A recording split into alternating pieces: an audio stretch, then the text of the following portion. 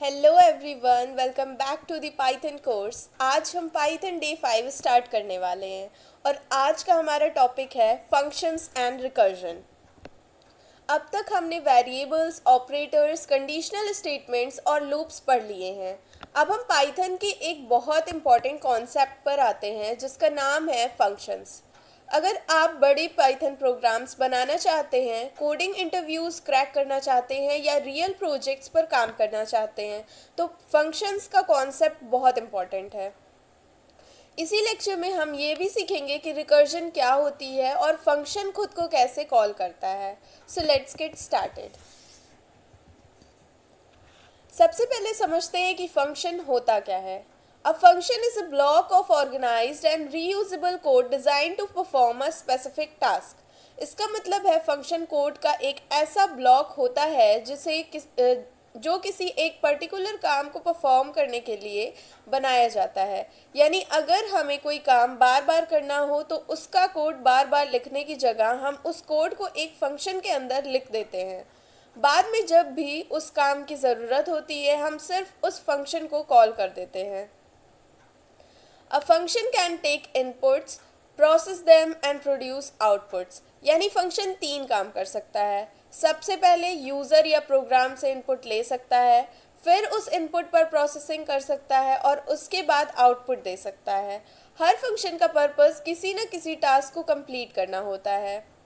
अगला पॉइंट है a Python program can contain multiple functions each performing one or more specific task. इसका मतलब एक ही पाइथन प्रोग्राम में बहुत सारे फंक्शंस हो सकते हैं। हर फंक्शन का अपना अलग काम होता है। जैसे एक फंक्शन एडिशन करे, दूसरा मल्टीप्लिकेशन करे, तीसरा स्टूडेंट की डिटेल्स प्रिंट करे और चौथा फाइल को रीड करे। हर फंक्शन इंडिपेंडेंटली अपना टास्क परफॉर्म करती है। नेक्स्ट पॉइंट है function help divide a large programme into smaller and manageable parts. ये फंक्शन का सबसे बड़ा एडवांटेज है। अगर प्रोग्राम बहुत बड़ा हो तो उसको एक जगह लिखना बहुत डिफ़िकल्ट हो जाता है। इसीलिए हम उस बड़े प्रोग्राम को छोटे छोटे फंक्शंस में डिवाइड कर देते हैं। इससे प्रोग्राम समझना और मेंटेन करना दोनों इजी हो जाता है। अब क्वेश्चन आता है आखिर फंक्शंस का यूज़ ही क्यों करते हैं। अब इसको एक एक करके समझते हैं। First advantage is code reusability. इसका मतलब है एक बार फंक्शन लिखने के बाद उसी फंक्शन को हम जितनी बार चाहें उतनी बार यूज़ कर सकते हैं। हमें सेम कोड बार बार लिखने की ज़रूरत नहीं पड़ती। इससे कोडिंग का टाइम भी बचता है और कोड भी क्लीन दिखता है। Next is better readability. दूसरा एडवांटेज है जब प्रोग्राम फंक्शंस में डिवाइड होता है तब उसे पढ़ना और समझना बहुत इजी हो जाता है।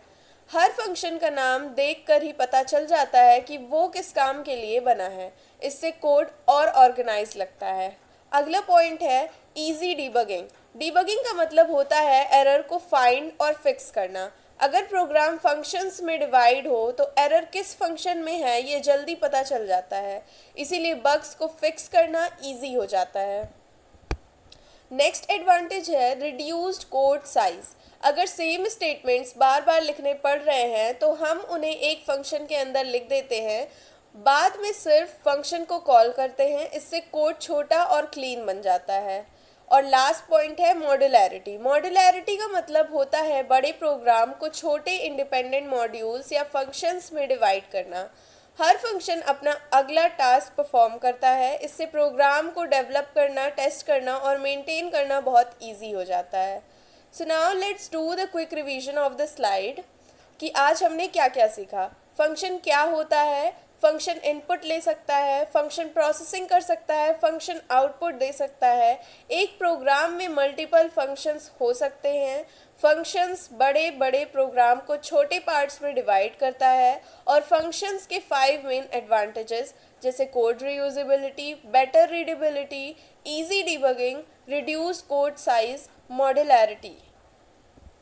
Now coming to the next topic which is function syntax in Python. अब इस सिंटेक्स के पार्ट को डिटेल में समझते हैं।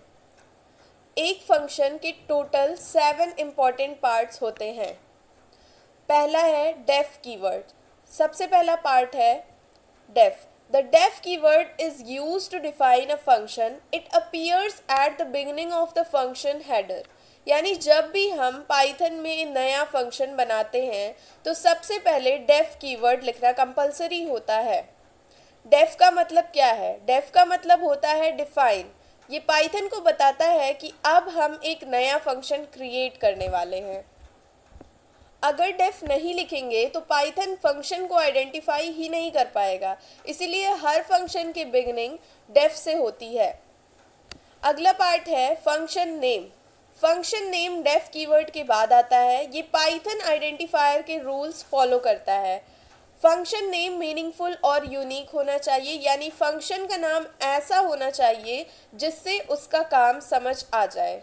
जैसे ऐड, एडिशन करेगा। डिस्प्ले स्टूडेंट की डिटेल्स डिस्प्ले करेगा। कैलकुलेट सैलरी, सैलरी कैलकुलेट करेगा। अगर मीनिंगफुल नाम रखेंगे तो कोड पढ़ना और समझना इजी हो जाता है। अब आता है तीसरा पार्ट, पैरामीटर्स। पैरामीटर्स पैरेंथेसिस के अंदर लिखे जाते हैं। ये फंक्शन के अंदर वैल्यूज़ रिसीव करते हैं। पैरामीटर्स ऑप्शनल होते हैं, यानी अगर फंक्शन को किसी वैल्यू की ज़रूरत है तो हम पैरामीटर्स यूज़ करते हैं, और अगर फंक्शन को किसी इनपुट की ज़रूरत नहीं है तो पैरामीटर्स लिखना कंपलसरी नहीं है, इसीलिए पैरामीटर्स ऑप्शनल होते हैं। अब अगला पार्ट है colon. A colon marks the beginning of the function body, यानी फंक्शन हेडर के एंड में कोलन लगाना कंपलसरी होता है। ये पाइथन को बताता है कि अब फंक्शन का एक्चुअल कोड स्टार्ट होने वाला है। अगर कोलन मिस हो गया तो प्रोग्राम एरर देगा। नेक्स्ट पार्ट है डॉक स्ट्रिंग। डॉक स्ट्रिंग बताता है कि फंक्शन क्या काम करता है। ये जनरली फंक्शन बॉडी के बिगनिंग में लिखा जाता है और मोस्टली ट्रिपल कोट्स के अंदर लिखा जाता है, यानी डॉक स्ट्रिंग सिर्फ डिस्क्रिप्शन होती है। ये फ्यूचर में कोड पढ़ने वाले प्रोग्रामर को फंक्शन का पर्पस समझाने में हेल्प करती है। नेक्स्ट पार्ट है स्टेटमेंट। फंक्शन बॉडी में वही स्टेटमेंट्स लिखे जाते हैं जो एक्चुअल टास्क परफॉर्म करते हैं, और सारे स्टेटमेंट्स प्रॉपर इंडेंटेशन में होने चाहिए, यानी फंक्शन के अंदर जो भी कोड लिखेंगे, addition, calculation, loop, condition, printing, सब फंक्शन बॉडी का पार्ट होगा। और पाइथन में इंडेंटेशन बहुत इंपॉर्टेंट होती है। अगर इंडेंटेशन गलत होगी तो पाइथन एरर दे देगा। अब फंक्शन का लास्ट पार्ट है रिटर्न। रिटर्न स्टेटमेंट फंक्शन से वैल्यू को वापस कॉलर के पास भेजता है।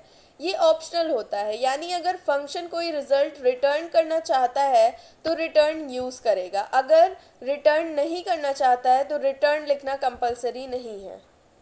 For example, def add a, b returns the sum of two numbers. Result is equal to a plus b, return result, print add 10, 20।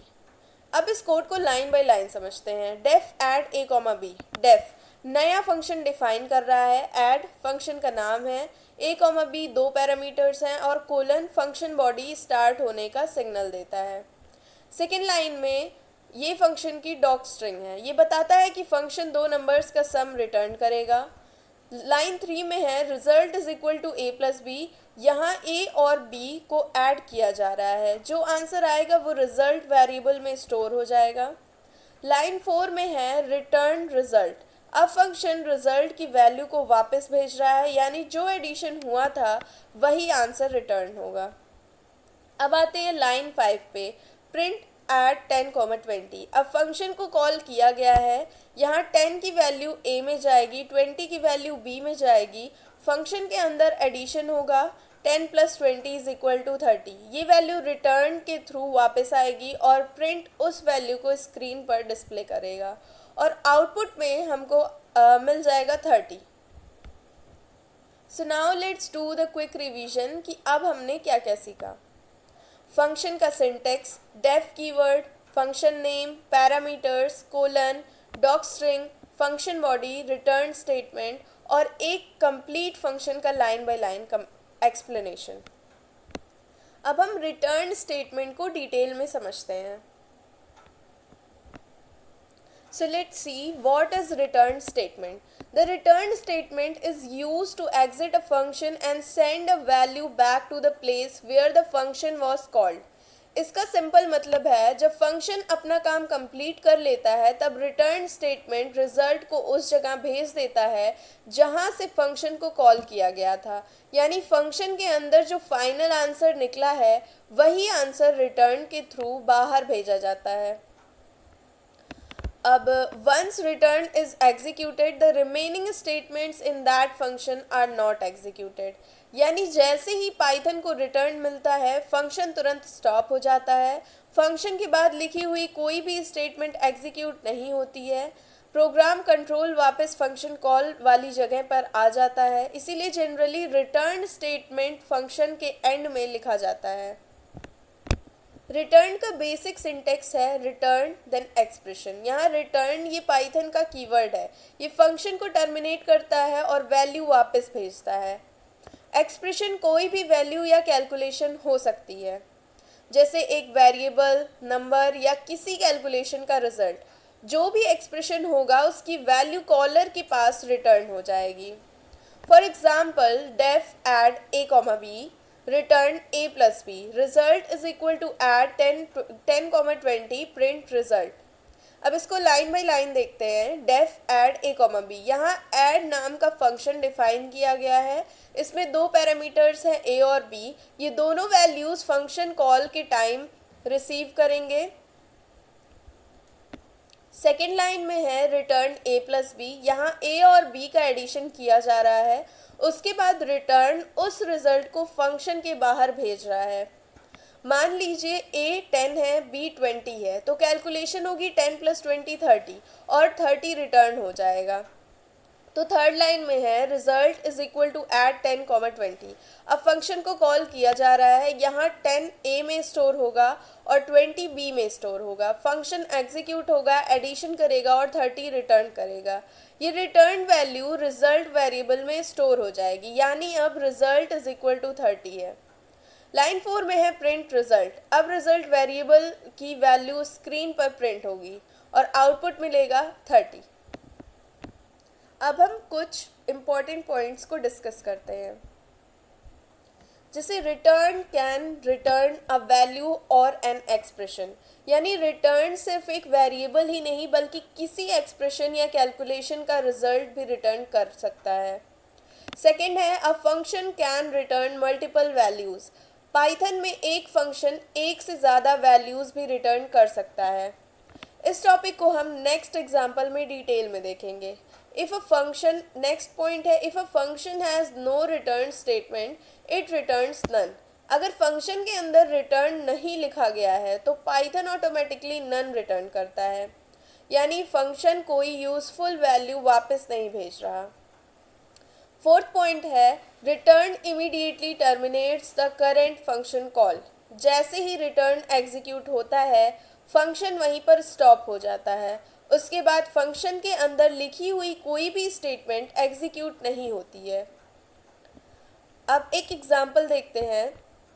Def calculate a comma B return A plus b a into b sum value comma product is equal to calculate 5, 4 print sum value comma product. First line में लिखा है def calculate a comma B, यहाँ calculate नाम का function define हुआ है, दो parameters हैं जिसमें ए और बी। सेकेंड लाइन में है रिटर्न ए प्लस बी कॉमा ए इंटू बी, यहाँ फंक्शन एक नहीं दो वैल्यूज़ रिटर्न कर रहा है, पहली वैल्यू ए प्लस बी और दूसरी वैल्यू है ए इंटू बी, यानी एडिशन और मल्टीप्लिकेशन दोनों एक साथ रिटर्न हो रहे हैं। थर्ड लाइन में रिटर्न है sum value comma product is equal to calculate 5, 4। अब फंक्शन को कॉल किया गया है, यहाँ a इज इक्वल टू 5 और b is equal to 4। Calculation होगी एडिशन की 5 + 4 इज इक्वल टू 9 और मल्टीप्लिकेशन की 5 × 4 इज इक्वल टू 20। अब 9 सम वैल्यू में स्टोर होगा और 20 प्रोडक्ट में स्टोर होगा। फोर्थ लाइन में रिटर्न है print sum value comma product. अब दोनों वैल्यूज स्क्रीन पर प्रिंट होगी और आउटपुट मिल जाएगा 9 और 20। अब बात करते हैं पैरामीटर्स और आर्ग्यूमेंट्स के बारे में। ये दोनों टर्म्स देखने में ऑलमोस्ट सेम लगती हैं लेकिन इनका मीनिंग अलग होता है, इसीलिए इनके बीच का डिफरेंस समझना बहुत ज़रूरी है। अ parameter is a variable listed in a function definition. इसका मतलब है जब हम फंक्शन बनाते हैं तब जो वेरिएबल फंक्शन डिफिनीशन के अंदर लिखे जाते हैं उन्हें पैरामीटर्स कहते हैं। ये सिर्फ वैल्यूज़ रिसीव करने के लिए प्लेस होल्डर्स होते हैं। It receives a value when the function is called. यानी जब फंक्शन को कॉल किया जाता है तब पैरामीटर्स के अंदर एक्चुअल वैल्यूज़ आती हैं, उससे पहले पैरामीटर्स के पास कोई वैल्यू नहीं होती है। Next point is parameters are local to the function. यानी पैरामीटर्स सिर्फ उसी फंक्शन के अंदर यूज़ किए जा सकते हैं, फंक्शन के बाहर उन्हें डायरेक्टली एक्सेस नहीं किया जा सकता। अब बात करते हैं आर्ग्यूमेंट की। An argument is the actual value supplied to a function when it is called. यानी जब हम फंक्शन को कॉल करते हैं और उसमें कोई वैल्यू पास करते हैं तो उस वैल्यू को आर्ग्यूमेंट कहते हैं। सिंपल वर्ड्स में पैरामीटर एक वेरिएबल होता है और आर्ग्यूमेंट उस वेरिएबल को दी गई एक्चुअल वैल्यू होती है। नेक्स्ट पॉइंट है argument can be literal values, variables और एक्सप्रेशंस। इसका मतलब है आर्ग्यूमेंट सिर्फ नंबर या टेक्स्ट ही नहीं होता, आर्ग्यूमेंट एक वेरिएबल भी हो सकता है और किसी एक्सप्रेशन का रिजल्ट भी हो सकता है।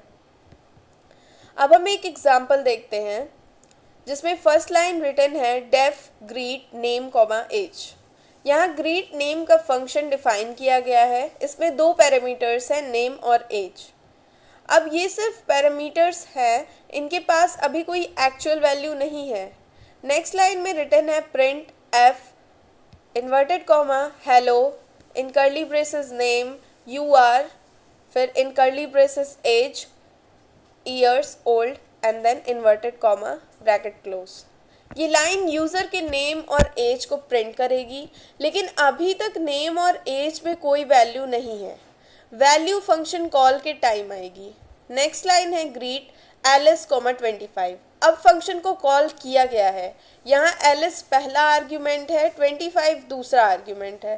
पाइथन ऑटोमेटिकली एलिस को नेम पैरामीटर में स्टोर करेगा, 25 को एज पैरामीटर में स्टोर करेगा, इसके बाद फंक्शन एग्जीक्यूट होगा और आउटपुट आएगा hello Alice you are 25 years old. अब difference between the parameter and argument is, यहाँ नेम और एज पैरामीटर्स हैं और एलिस और 25 आर्ग्यूमेंट्स हैं। अब हम समझते हैं कि पोजीशनल आर्ग्यूमेंट्स क्या होते हैं। ये फंक्शंस में आर्ग्यूमेंट्स पास करने का सबसे कॉमन तरीका है। In positional arguments values are assigned to parameters according to their position और ऑर्डर। इसका मतलब है जब हम फंक्शन को कॉल करते हैं तो जो पहली वैल्यू लिखते हैं वो पहले पैरामीटर में जाती है, दूसरी वैल्यू दूसरे पैरामीटर में और तीसरी वैल्यू तीसरे पैरामीटर में। यानी सिर्फ पोजीशन डिसाइड करती है कि कौन सी वैल्यू किस पैरामीटर के पास जाएगी। नेक्स्ट पॉइंट है the order of arguments is important. यानी अगर हम आर्ग्यूमेंट्स का ऑर्डर बदल देंगे तो पैरामीटर्स को मिलने वाली वैल्यूज़ भी बदल जाएंगी और कई बार आउटपुट भी कम्प्लीटली चेंज हो सकता है। इसीलिए पोजीशनल आर्ग्यूमेंट्स में ऑर्डर का ध्यान रखना बहुत ज़रूरी है।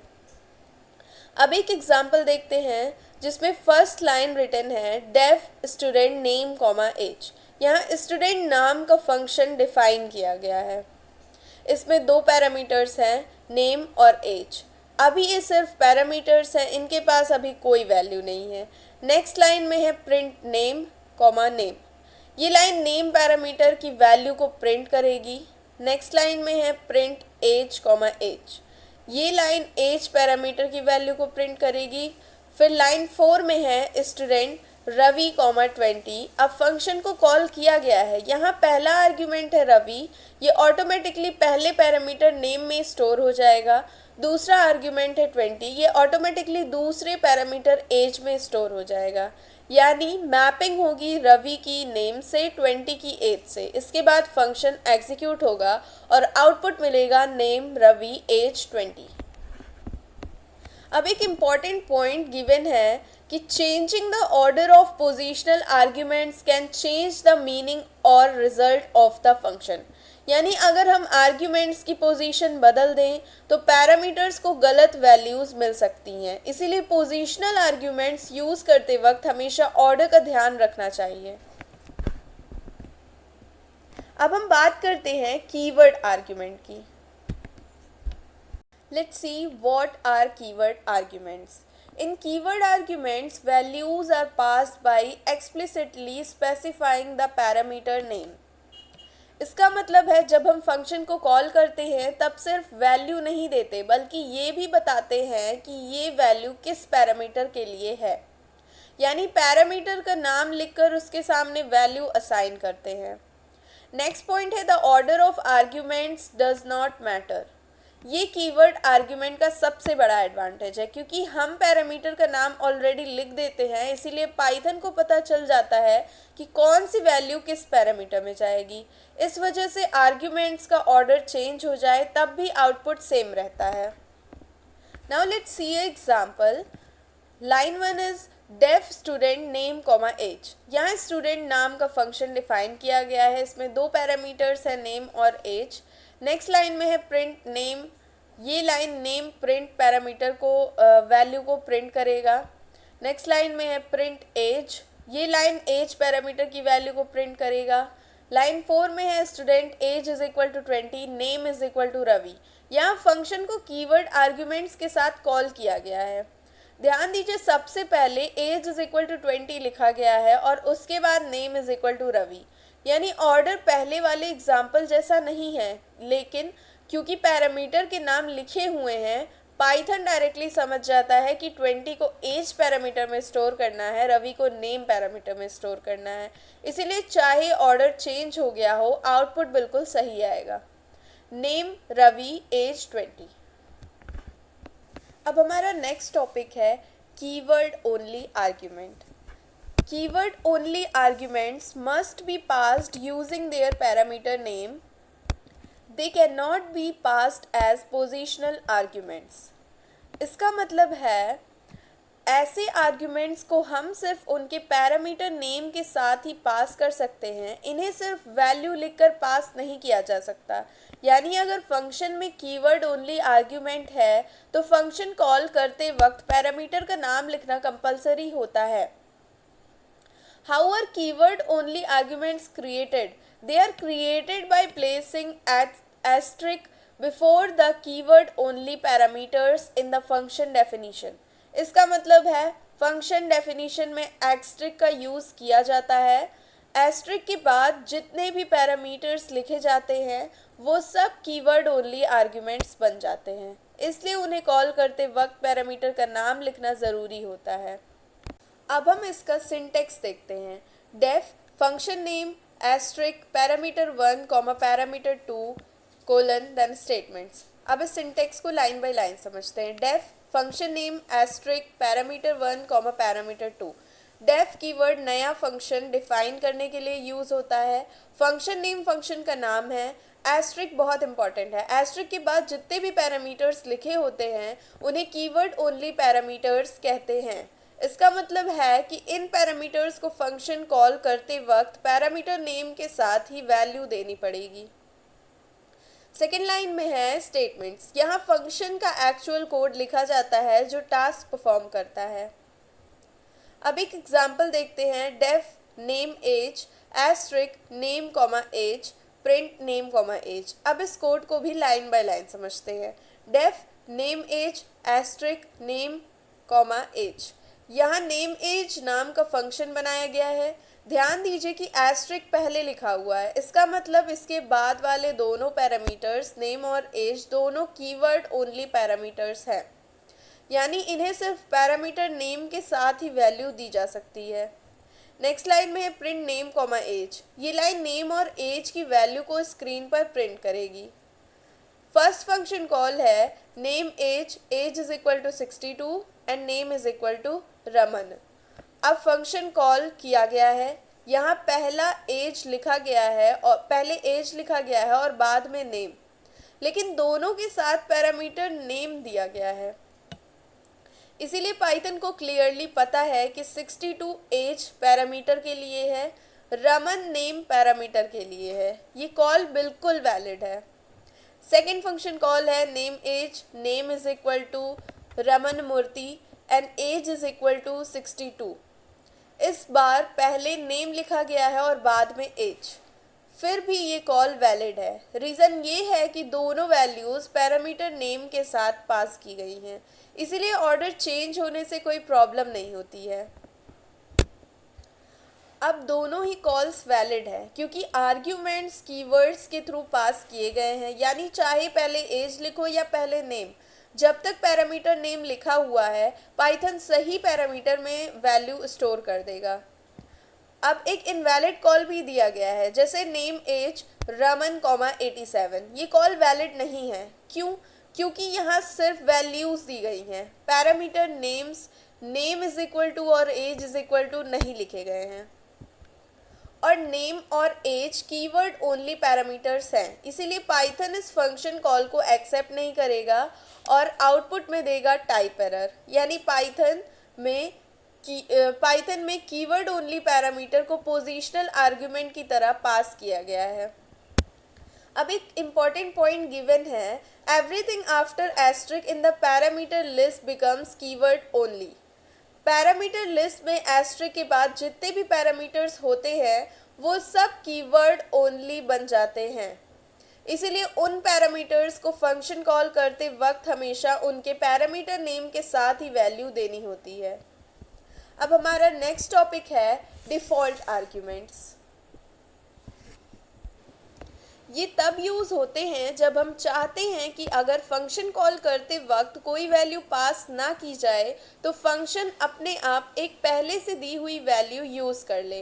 डिफ़ॉल्ट आर्ग्यूमेंट्स का मतलब है कि किसी पैरामीटर को फंक्शन डिफ़ाइन करते वक्त ही एक वैल्यू दे दी जाती है। अगर फंक्शन कॉल करते वक्त उस पैरामीटर के लिए कोई वैल्यू नहीं दी जाती है तो वही pre defined value automatically use हो जाती है। सबसे पहले इसका सिंटेक्स देखते हैं। जैसे def function name parameter is equal to value. Def keyword function बनाने के लिए यूज़ होता है। फंक्शन नेम फंक्शन का नाम है। Parameter is equal to value का मतलब है उस पैरामीटर को पहले से एक डिफ़ॉल्ट वैल्यू असाइन कर दी गई है। अगर फंक्शन कॉल के टाइम कोई वैल्यू नहीं मिलेगी तो ये डिफ़ॉल्ट वैल्यू यूज़ होगी। नेक्स्ट लाइन में है स्टेटमेंट्स। यहाँ फंक्शन का एक्चुअल कोड लिखा जाता है। अब एक एग्जाम्पल देखते हैं। Def greet name is equal to guest print hello comma name. अब इस कोड को लाइन बाय लाइन देखते हैं। लाइन 1 में रिटर्न है def greet name is equal to guest. यहाँ ग्रीट नाम का फंक्शन बनाया गया है। इस नेम पैरामीटर की डिफ़ॉल्ट वैल्यू गेस्ट रखी गई है, मतलब अगर फंक्शन कॉल करते वक्त नेम की वैल्यू नहीं दी गई तो गेस्ट ऑटोमेटिकली यूज़ होगा। नेक्स्ट लाइन में है प्रिंट हेलो कॉमन नेम। ये लाइन हेलो के साथ नेम की वैल्यू प्रिंट करेगी।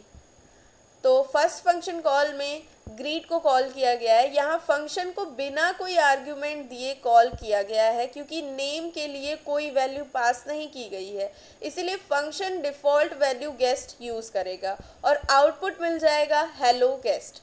अब नेक्स्ट फंक्शन कॉल में हम ग्रीट रवि लेते हैं। इस बार फंक्शन कॉल करते वक्त रवि पास किया गया है। अब पाइथन डिफ़ॉल्ट वैल्यू यूज़ नहीं करेगा, उसकी जगह रवि को नेम पैरामीटर में स्टोर करेगा और आउटपुट देगा हेलो रवि। अब इस एग्जाम्पल में ग्रीट में कोई आर्गुमेंट पास नहीं किया गया है, इसीलिए डिफ़ॉल्ट वैल्यू गेस्ट यूज़ हुई और ग्रीट रवि में रवि पास किया गया था, इसीलिए डिफ़ॉल्ट वैल्यू की जगह रवि यूज़ हुआ। अब हम कुछ important rules for default arguments के बारे में बात करते हैं, जिसमें रूल 1 है एक फंक्शन में एक से ज़्यादा डिफ़ॉल्ट पैरामीटर्स हो सकते हैं। रूल 2 में है डिफ़ॉल्ट वैल्यू असाइन करने के लिए इक्वल टू ऑपरेटर का यूज़ किया जाता है। रूल 3 है डिफ़ॉल्ट वैल्यू तभी यूज़ होती है जब फंक्शन कॉल के टाइम उस पैरामीटर के लिए कोई आर्ग्यूमेंट पास ना किया गया हो। रूल 4 है अगर यूज़र खुद कोई वैल्यू पास कर देता है तो वही वैल्यू यूज़ होगी और डिफ़ॉल्ट वैल्यू इग्नोर हो जाएगी। अब इसके करेक्ट और इनकरेक्ट एग्जाम्पल्स देखते हैं, जिसमें से करेक्ट एग्जाम्पल में है def student name comma age is equal to 18, city is equal to Delhi, print name age city. इस फंक्शन में नेम की कोई डिफ़ॉल्ट वैल्यू नहीं है, इसीलिए इसे कॉल करते वक्त एक वैल्यू देना ज़रूरी है। एज की डिफ़ॉल्ट वैल्यू 18 है, सिटी की डिफ़ॉल्ट वैल्यू दिल्ली है। ये फंक्शन बिल्कुल सही है। अब इसका एक इनकरेक्ट एग्जांपल देखते हैं जिसमें है def student name is equal to Ravi, age print name comma age. ये फंक्शन वैलिड नहीं है। इसका रीज़न ये है कि यहाँ पहले नेम को डिफ़ॉल्ट वैल्यू दी गई है, लेकिन उसके बाद एज नेम का पैरामीटर है जिसके पास कोई डिफ़ॉल्ट वैल्यू नहीं है। पाइथन इस तरह का फंक्शन अलाउ नहीं करता है, इसीलिए ये कोड एग्जीक्यूट नहीं होगा। इस इनकरेक्ट फंक्शन को लिखने पर पाइथन सिंटैक्स एरर देगा, क्योंकि किसी डिफ़ॉल्ट पैरामीटर के बाद नॉन डिफ़ॉल्ट पैरामीटर नहीं आ सकता है। अब तक हमने नॉर्मल पैरामीटर्स और डिफरेंट टाइप्स ऑफ आर्ग्यूमेंट्स के बारे में पढ़ा, लेकिन कभी कभी हमें पहले से ये नहीं पता होता है कि फंक्शन को कितने आर्ग्यूमेंट्स मिलेंगे। ऐसे सिचुएशन में हमें पाइथन में एब्स्ट्रैक्ट आर्ग्स यूज़ करने की फैसिलिटी मिलती है। अब समझते हैं what is asterisk args. Args का यूज़ तब किया जाता है जब फंक्शन को कितने पोजिशनल आर्ग्यूमेंट्स मिलेंगे ये पहले से फिक्स ना हो, यानी फंक्शन 1, 2, 3 या उससे भी ज़्यादा आर्ग्यूमेंट्स रिसीव कर सकता है। फंक्शन उन सभी आर्ग्यूमेंट्स को ऑटोमेटिकली एक टपल के अंदर कलेक्ट करता है। सबसे पहले इसका सिंटेक्स देखते हैं। Def function name args. Def keyword function define करता है।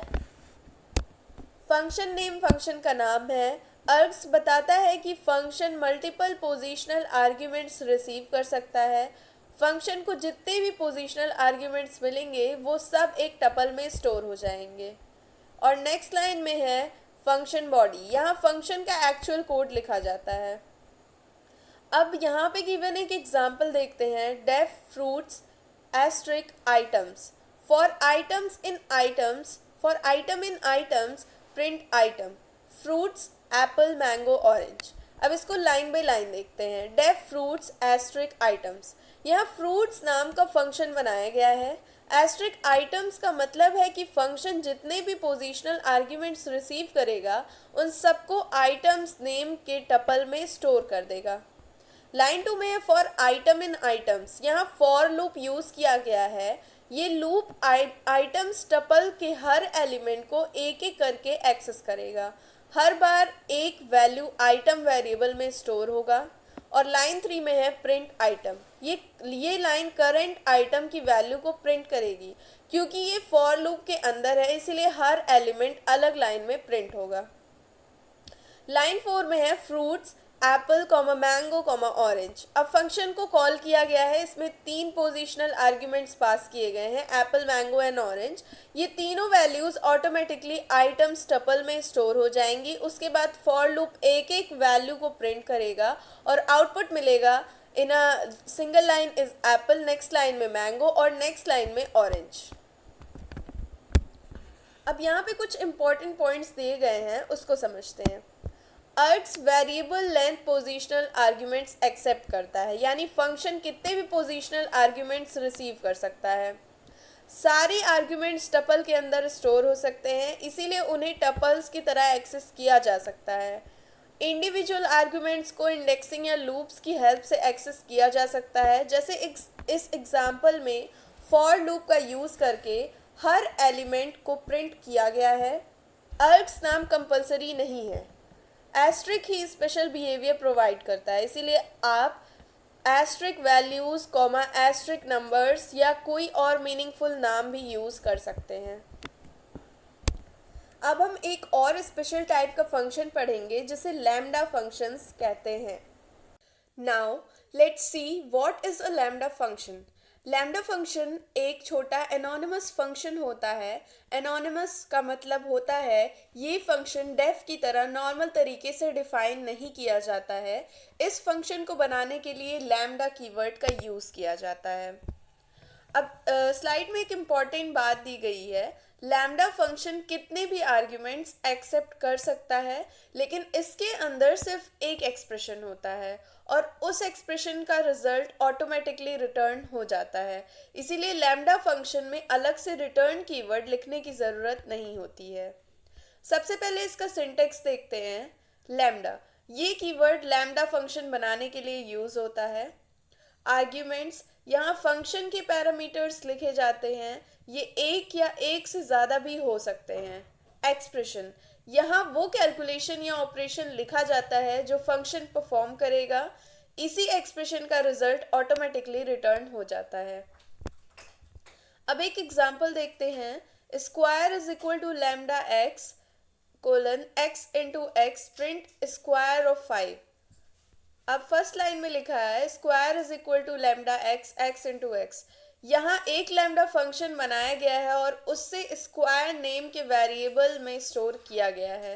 एक्स इसका आर्ग्यूमेंट है और एक्स इंटू एक्स ये एक्सप्रेशन एक्स का स्क्वायर कैलकुलेट करता है। अब नेक्स्ट लाइन में है प्रिंट स्क्वायर ऑफ 5। अब स्क्वायर फंक्शन को 5 के साथ कॉल किया गया है।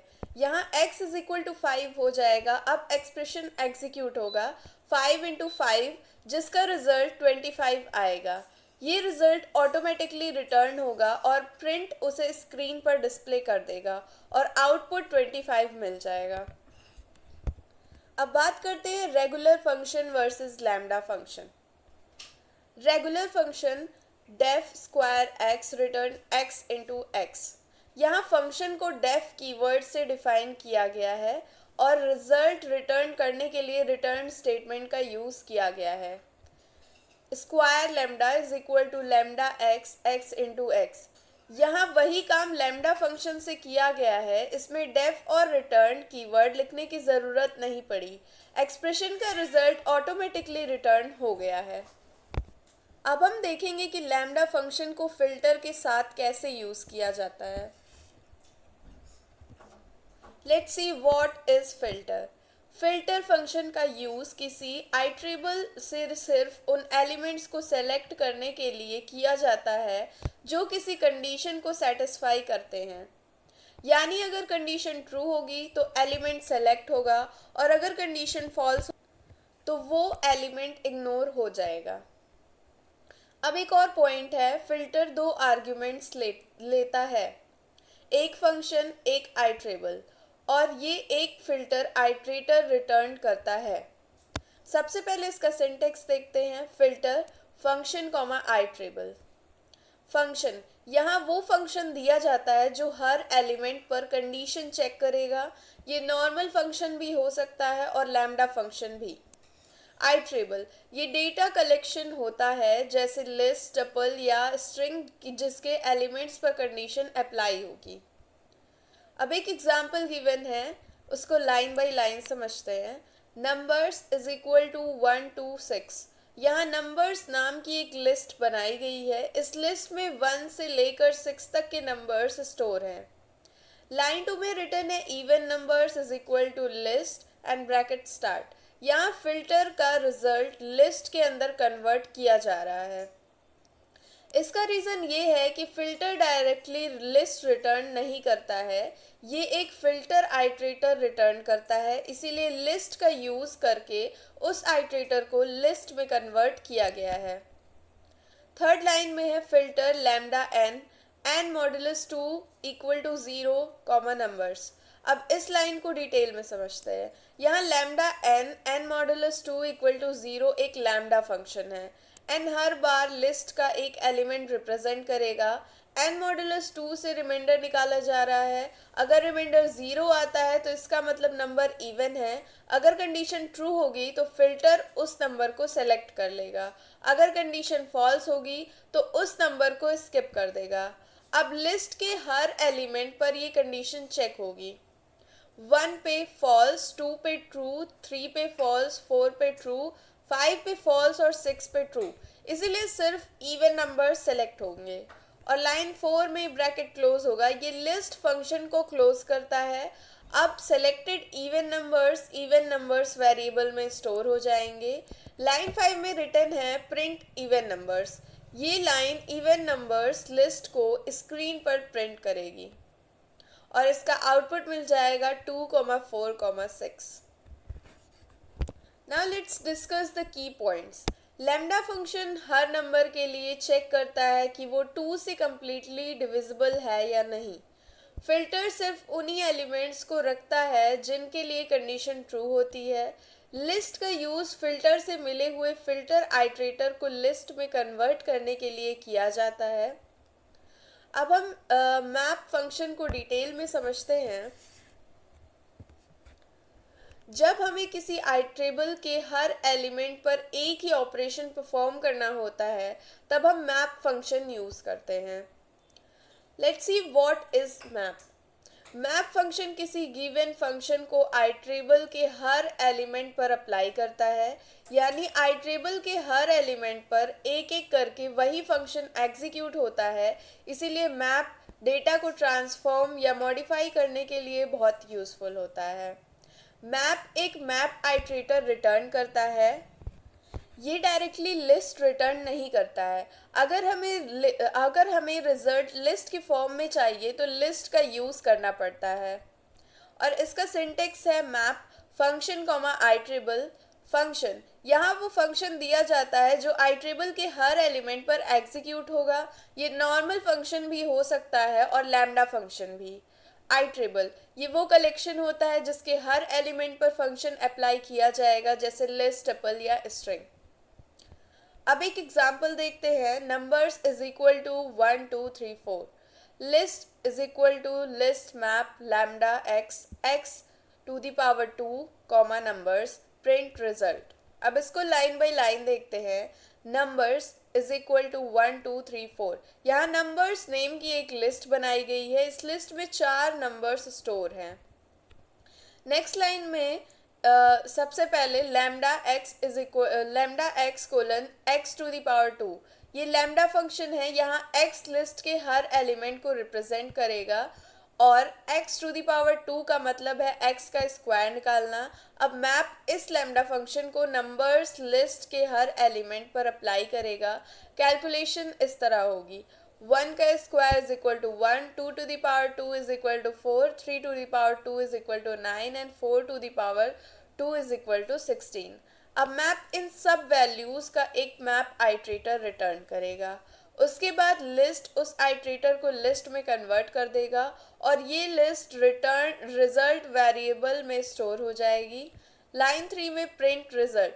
ये लाइन रिजल्ट लिस्ट को स्क्रीन पर प्रिंट कर देगा और आउटपुट मिल जाएगा 1 4 9 और 16। Now let's discuss the key points. Map iterable के हर एलिमेंट पर दिए गए फंक्शन को अप्लाई करता है। ये डेटा को ट्रांसफॉर्म करने के लिए यूज़ होता है। मैप डायरेक्टली लिस्ट रिटर्न नहीं करता है, ये एक मैप आइट्रेटर रिटर्न करता है। इसीलिए रिजल्ट को लिस्ट के फॉर्म में देखने के लिए लिस्ट का यूज़ किया जाता है। अब हम फिल्टर फंक्शन को डिटेल में समझेंगे। जब हमें किसी आइट्रेबल में से सिर्फ उन्हीं एलिमेंट्स को सेलेक्ट करना होता है जो किसी कंडीशन को सेटिस्फाई करते हैं, तब हम फिल्टर फंक्शन का यूज़ करते हैं। Now let's see what is filter. Filter function का यूज़ आइट्रेबल में से एलिमेंट्स को कंडीशन के बेसिस पर सेलेक्ट करने के लिए किया जाता है। यानी फंक्शन हर एलिमेंट पर कंडीशन चेक करता है। जिन एलिमेंट्स के लिए कंडीशन ट्रू होती है सिर्फ वही रिजल्ट में इंक्लूड होते हैं। इसका सिंटेक्स है फिल्टर फंक्शन कॉमा आइट्रेबल। इसको हम लास्ट 2 स्लाइड्स में भी डिस्कस कर चुके हैं, तो हम अब इसका एग्जाम्पल देखते हैं। a is equal to 1 2 3 5 7 9, b is equal to 2 3 6 7 9 and 8। यहाँ a नाम की पहली लिस्ट बनाई गई है। इसमें वैल्यूज़ हैं 1 2 3 5 7 और 9। नेक्स्ट लाइन में बी नाम की दूसरी लिस्ट बनाई गई है। इसमें वैल्यूज़ हैं 2 3 6 7 9 और 8। नेक्स्ट लाइन में result is equal to list filter lambda x x in a comma b. अब इस लाइन को देखते हैं ध्यान से। Lambda x x in a, ये एक लैम्डा फंक्शन है। यहाँ एक्स लिस्ट बी के हर एलिमेंट को रिप्रेजेंट करेगा। एक्स इन ए का मतलब है कि पाइथन चेक करेगा कि एक्स की वैल्यू लिस्ट ए में प्रेजेंट है या नहीं। अब फिल्टर लिस्ट बी के हर एलिमेंट पर ये कंडीशन चेक करेगा। 2 ए में प्रेजेंट है विच इज़ ट्रू, 3 ए में प्रेजेंट है विच इज़ ऑल्सो ट्रू, 6 ए में प्रेजेंट नहीं है विच इज़ फॉल्स, एंड 7 ए में प्रेजेंट है तो ये भी ट्रू हो जाएगा। 9 ए में प्रेजेंट है विच इज़ ऑल्सो ट्रू, और 8 ए में प्रेजेंट नहीं है विच इज़ फॉल्स। जिन एलिमेंट्स के लिए कंडीशन ट्रू हुई सिर्फ वही सेलेक्ट होंगे। उसके बाद लिस्ट फिल्टर आइट्रेटर को लिस्ट में कन्वर्ट कर देगा और फाइनल लिस्ट रिजल्ट वेरिएबल में स्टोर हो जाएगी। और लास्ट लाइन में है प्रिंट रिजल्ट। ये लाइन रिजल्ट लिस्ट को स्क्रीन पर प्रिंट करेगी और आउटपुट मिल जाएगा 2, 3, 7, 9। इस आउटपुट में सिर्फ वही एलिमेंट्स आए हैं जो लिस्ट बी में भी थे और लिस्ट ए में भी प्रेजेंट थे। Now our next topic is reduce function. जब हम किसी आइट्रेबल के सभी एलिमेंट्स को कंबाइन करके एक ही फाइनल वैल्यू निकालनी होती है तब हम रिड्यूस फंक्शन का यूज़ करते हैं। Now let's see what is reduce function. Reduce function iterable की एलिमेंट्स पर दिए गए फंक्शंस को बार बार अप्लाई करता है।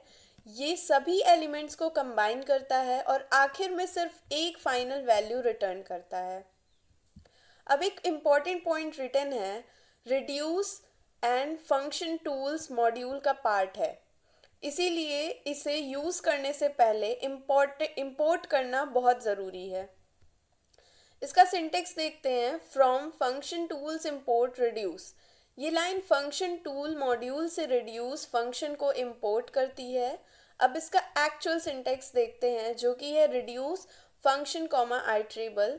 ये हम लास्ट कुछ स्लाइड्स में भी डिस्कस कर चुके हैं, तो आते हैं इसके एग्जांपल्स के ऊपर। फर्स्ट लाइन में रिटर्न है from function tool import reduce. ये लाइन रिड्यूस फंक्शन को इंपोर्ट कर रहा है। अगर ये लाइन नहीं लिखेंगे तो रिड्यूस यूज़ नहीं कर पाएंगे। सेकेंड लाइन में रिटर्न है, यहाँ नंबर्स नाम की एक लिस्ट बनाई गई है। इस लिस्ट में 1, 2, 3, 4 वैल्यूज स्टोर हैं। थर्ड लाइन में है result is equal to reduce lambda a comma b, a plus b comma numbers. सबसे पहले lambda a comma b colon a plus b, ये एक लैम्डा फंक्शन है। इसमें दो पैरामीटर्स हैं ए और बी, ये दोनों वैल्यूज़ को ऐड करता है। अब रिड्यूस लिस्ट के एलिमेंट्स को स्टेप बाय स्टेप कंबाइन करेगा। For example if we take 1 and 2 as values तो 1 + 2 = 3 हो गया। अब रिजल्ट 3 बन गया है। स्टेप 2 में 3 + 3 = 6 बन जाएगा। अब रिजल्ट 6 बन गया है। स्टेप 3 में 6 + 4 = 10 बन गया। अब फाइनल रिजल्ट 10 मिल गया है। ये वैल्यू रिजल्ट वेरिएबल में स्टोर हो जाएगी। एंड लाइन 4 में लिखा है प्रिंट रिजल्ट। ये लाइन फाइनल रिजल्ट को स्क्रीन पर प्रिंट कर देगी और आउटपुट हमें मिल जाएगा 10। अब हम बात करते हैं अपने नेक्स्ट टॉपिक की, जो कि है local variables in Python. Local variable वो होता है जो फंक्शन के अंदर डिफाइन किया जाता है और इस वेरिएबल को सिर्फ उसी फंक्शन के अंदर एक्सेस किया जा सकता है और फंक्शन कॉल होने पर क्रिएट होते हैं और सिर्फ फंक्शन के एग्जीक्यूशन के दौरान ही एग्जिस्ट करते हैं। अब यहाँ पे रिटर्न एक एग्जाम्पल देखते हैं जिसमें लाइन फर्स्ट में रिटर्न है डेफ फंक्शन 1। यहाँ फंक्शन 1 नाम का एक फंक्शन डिफाइन किया गया है। अब इस फंक्शन के अंदर जो भी वेरिएबल्स बनेंगे वो सिर्फ इसी फंक्शंस के होंगे। नेक्स्ट लाइन में a = 10, यहाँ a नाम का लोकल वेरिएबल बनाया गया है, इसकी वैल्यू 10 है। ये वेरिएबल सिर्फ फंक्शन 1 के अंदर ही यूज़ हो सकता है। लाइन थर्ड में रिटर्न है प्रिंट a। ये लाइन लोकल वेरिएबल a की वैल्यू प्रिंट करेगी, आउटपुट होगा 10। और लाइन 4 में रिटर्न है डेफ फंक्शन 2। अब दूसरा फंक्शन 2 के नाम से डिफाइन किया गया है। ये फंक्शन 1 से कम्प्लीटली अलग फंक्शन है। लाइन 5th में रिटर्न है a इक्वल टू 20। यहाँ फिर से a नाम का वेरिएबल बनाया गया है, लेकिन ये फंक्शन 1 वाला a नहीं है, ये फंक्शन 2 का अपना लोकल वेरिएबल है और इसकी वैल्यू 20 है। अब लाइन 6th में रिटर्न है प्रिंट a। ये लाइन फंक्शन 2 के लोकल वेरिएबल की वैल्यू प्रिंट करेगी जिसका आउटपुट होगा 20। लाइन 7 में रिटर्न है फंक्शन 1। अब फंक्शन 1 को कॉल किया गया है, ये एग्जीक्यूट होगा, a is equal to 10 create होगा और स्क्रीन पर 10 प्रिंट होगा। फंक्शन ख़त्म होते ही ये लोकल वेरिएबल भी ख़त्म हो जाएगा। एंड लाइन 8 में रिटर्न है फंक्शन 2। अब फंक्शन 2 एग्जीक्यूट होगा, यहाँ एक नया लोकल वेरिएबल a क्रिएट होगा जिसकी वैल्यू 20 है और स्क्रीन पर 20 प्रिंट होगा और आउटपुट हमें मिलेगा 10 then 20।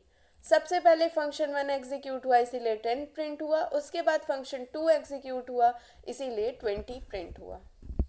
Now let's talk about the key points. Function का a और फंक्शन 1 का a और फंक्शन 2 का a दोनों अलग लोकल वेरिएबल्स हैं। दोनों का नाम सेम है लेकिन दोनों अलग फंक्शंस में बने हैं। अगर लोकल वेरिएबल्स का नाम सेम भी हो तो भी डिफरेंट फंक्शंस एक दूसरे के वेरिएबल्स को अफेक्ट नहीं करते हैं। हर फंक्शन का अपना लोकल स्कोप होता है, इसीलिए हर फंक्शन अपने लोकल वेरिएबल को इंडिपेंडेंटली मेंटेन करता है। अब हमारा नेक्स्ट टॉपिक है global variables in Python. Local variable function के अंदर बनता था, लेकिन ग्लोबल वेरिएबल फंक्शन के बाहर डिफाइन किया जाता है और इसे प्रोग्राम के डिफरेंट फंक्शंस में यूज़ किया जाता है। Now let's see what is a global variable. Global variable वो वेरिएबल होता है जो फंक्शंस के बाहर डिफाइन किए जाते हैं। ये पूरे प्रोग्राम या मॉड्यूल में अवेलेबल रहता है, इसीलिए मल्टीपल फंक्शंस इस वेरिएबल को एक्सेस कर सकते हैं। अब हम इसके एग्जाम्पल के बारे में डिस्कस करते हैं, जिसमें फर्स्ट लाइन में रिटर्न है x इज इक्वल टू 10। यहाँ x नाम का ग्लोबल वेरिएबल बनाया गया है, इसकी वैल्यू 10 है क्योंकि ये फंक्शन के बाहर डिफाइन हुआ है, इसीलिए ये ग्लोबल वेरिएबल है। नेक्स्ट लाइन में है डेफ फंक्शन 1।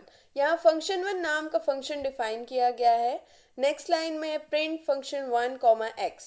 यहाँ x को प्रिंट किया गया है क्योंकि x एक ग्लोबल वेरिएबल है, इसीलिए फंक्शन के अंदर भी इसे एक्सेस किया जा सकता है। ये प्रिंट करेगा फंक्शन 1 10। नेक्स्ट लाइन में है डेफ फंक्शन 2। अब दूसरा फंक्शन डिफाइन किया गया है।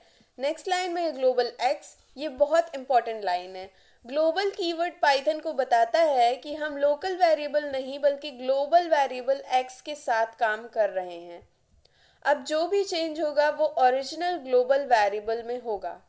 नेक्स्ट लाइन में है x इज इक्वल टू 25। यहाँ ग्लोबल वेरिएबल x की वैल्यू 10 से चेंज होकर 25 हो गई है। एंड नेक्स्ट लाइन में रिटर्न है print function 2 comma x।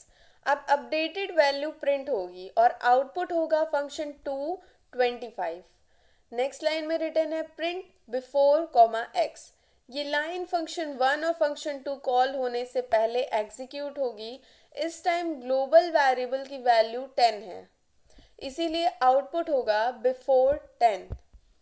And next line में रिटर्न है फंक्शन 1। अब फंक्शन 1 कॉल होगा, ये ग्लोबल वेरिएबल की करंट वैल्यू प्रिंट करेगा जो कि आउटपुट देगा फंक्शन 1 एज 10। लाइन 10 में रिटर्न है फंक्शन 2। अब फंक्शन 2 कॉल होगा, ये ग्लोबल x की हेल्प से ग्लोबल वेरिएबल की वैल्यू 25 कर देगा और प्रिंट करेगा function 2 as 25। And next line में है प्रिंट आफ्टर कॉमा x। अब फंक्शन 2 एग्जीक्यूट हो चुका है, ग्लोबल वेरिएबल की वैल्यू परमानेंटली 25 हो गई है, इसीलिए आउटपुट होगा आफ्टर 25 और हमें आउटपुट में मिल जाएगा before 10, function 1 10, function 2 25 and after 25। अब हम इसके कुछ इम्पॉर्टेंट पॉइंट्स डिस्कस करते हैं। First point is a global variable can be read inside a function without using global। इसका मतलब है कि अगर हमें फंक्शन के अंदर सिर्फ ग्लोबल वेरिएबल की वैल्यू रीड या प्रिंट करनी है तो ग्लोबल कीवर्ड लिखने की ज़रूरत नहीं होती है, हम डायरेक्टली उस ग्लोबल वेरिएबल को एक्सेस कर सकते हैं। नेक्स्ट पॉइंट है use global when you need to assign a new value to that global variable inside the function. अगर फंक्शन के अंदर ग्लोबल वेरिएबल की वैल्यू चेंज या असाइन करनी हो तब ग्लोबल कीवर्ड का यूज़ करना ज़रूरी होता है। और अगर ग्लोबल कीवर्ड नहीं लिखेंगे तो पाइथन उस वेरिएबल को लोकल वेरिएबल मान लेगा और ओरिजिनल ग्लोबल वेरिएबल की वैल्यू चेंज नहीं होगी। एंड थर्ड पॉइंट है a local variable with the same name can shadow a global variable inside that function. इसका मतलब है अगर किसी फंक्शन के अंदर लोकल वेरिएबल का नाम और ग्लोबल वेरिएबल का नाम सेम हो तो उस फंक्शन के अंदर पाइथन लोकल वेरिएबल को ही यूज़ करेगा। यानी लोकल वेरिएबल उस फंक्शन के अंदर ग्लोबल वेरिएबल को शैडो कर देता है, लेकिन फंक्शन के बाहर ग्लोबल वेरिएबल अपनी ओरिजिनल वैल्यू के साथ ही रहता है। अब नेक्स्ट है local variable versus global variable, जिसमें पॉइंट वन है लोकल वेरिएबल फंक्शन के अंदर डिफाइन होता है और ग्लोबल वेरिएबल फंक्शन के बाहर डिफाइन होता है। नेक्स्ट पॉइंट है लोकल वेरिएबल ये सिर्फ उसी फंक्शन के अंदर एक्सेस किया जा सकता है और ग्लोबल वेरिएबल ये पूरे मॉड्यूल या प्रोग्राम में एक्सेस किया जा सकता है। थर्ड पॉइंट है लोकल वेरिएबल की ये फंक्शन एग्जीक्यूट होने के टाइम क्रिएट होता है और ग्लोबल वेरिएबल ये नॉर्मली प्रोग्राम के एग्जीक्यूशन के दौरान अवेलेबल रहता है। नेक्स्ट पॉइंट में है लोकल वेरिएबल हर फंक्शन ये अपने इंडिपेंडेंट लोकल वेरिएबल्स हो सकते हैं। एक फंक्शन का लोकल वेरिएबल दूसरे फंक्शन को अफेक्ट नहीं करता है, जबकि ग्लोबल वेरिएबल में एक ही ग्लोबल वेरिएबल को मल्टीपल फंक्शंस शेयर कर सकते हैं। नेक्स्ट पॉइंट है लोकल वेरिएबल की कि इसके लिए ग्लोबल कीवर्ड की ज़रूरत नहीं होती है। इन ग्लोबल वेरिएबल अगर फंक्शन के अंदर ग्लोबल वेरिएबल की वैल्यू रीअसाइन या मॉडिफाई करनी हो तो ग्लोबल कीवर्ड यूज़ करनी पड़ती है। चलते हैं नेक्स्ट टॉपिक पे और नेक्स्ट टॉपिक है function composition in Python. Function composition का मतलब होता है दो या उससे ज़्यादा फंक्शंस को इस तरह कंबाइन करना कि एक फंक्शन का आउटपुट दूसरे फंक्शन का इनपुट बन जाए। अगर दो फंक्शंस f1 और f2 हैं तो फंक्शन कंपोजिशन को इस तरह लिखा जाता है f1 इन ब्रैकेट f2x। इसमें सबसे पहले फंक्शन f2 एग्जीक्यूट होता है, उसके बाद जो रिजल्ट मिलता है वही f1 को इनपुट के रूप में पास किया जाता है। अब इसमें एक एग्जाम्पल रिटन है डेफ डबल एक्स। यहाँ डबल नाम का फंक्शन बनाया गया है, ये एक पैरामीटर x रिसीव करता है। नेक्स्ट लाइन में रिटर्न है रिटर्न x इंटू टू। ये लाइन x को 2 से मल्टीप्लाई करके रिजल्ट रिटर्न करती है। अगर x इज इक्वल टू 5 हो तो फंक्शन में 10 रिटर्न करेगा। नेक्स्ट लाइन में रिटर्न है डेफ स्क्वायर x। यहाँ स्क्वायर नाम का दूसरा फंक्शन डिफाइन किया गया है, ये भी एक पैरामीटर x रिसीव करता है। और नेक्स्ट लाइन में रिटर्न है return x to the power 2। ये लाइन x का स्क्वायर कैलकुलेट करती है और to the power operator power के लिए यूज़ होता है, यानी x टू दी पावर 2 का मतलब है x into x. Next line में रिटर्न है result is equal to square double of 5। ये सबसे इम्पॉर्टेंट लाइन है, इसमें फंक्शन कंपोजिशन यूज़ हुआ है। सबसे पहले अंदर वाला फंक्शन एग्जीक्यूट होगा डबल 5, ये रिटर्न करेगा 10। अब ये रिजल्ट बाहर वाले फंक्शन को पास होगा स्क्वायर 10। अब स्क्वायर कैलकुलेट करेगा 10 टू दी पावर 2 100। अब ये वैल्यू रिजल्ट वेरिएबल में स्टोर हो जाएगी। नेक्स्ट लाइन में है प्रिंट रिजल्ट। ये लाइन रिजल्ट की वैल्यू स्क्रीन पर प्रिंट कर देगा और आउटपुट मिल जाएगा 100।